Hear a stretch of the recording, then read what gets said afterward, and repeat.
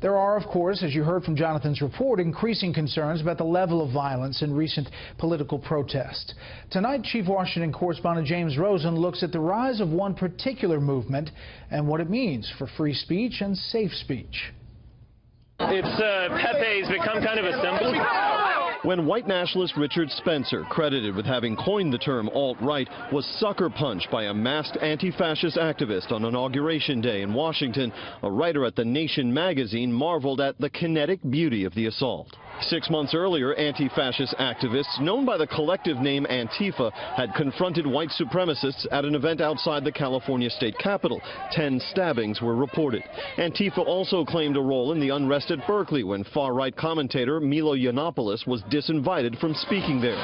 But their most memorable turn on the national stage to date was last week's deadly confrontation in Charlottesville, Virginia. They use violence, and just because they're opposed to fascism and to some of these monuments shouldn't make them heroes of the liberals. I'm a liberal, and I think it's the obligation of liberals to speak out against the hard left radicals.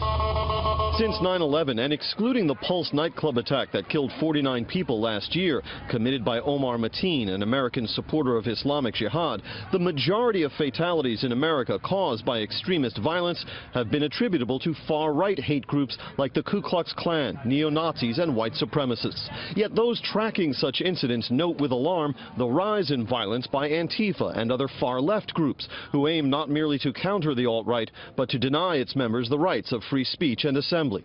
We are seeing white nationalists being much more prominent in their public demonstrations, and it's now spilled over the fire lines across the ideological spectrum. The original anti-fascist protesters were those who confronted the Third Reich in Germany, as well as fascist governments taking hold in Italy and Spain. And the tactics are a little bit different, but they're rooted in that idea of coming up to near violent or very aggressive right-wing groups and confronting them in the streets using tactics similar to what they use.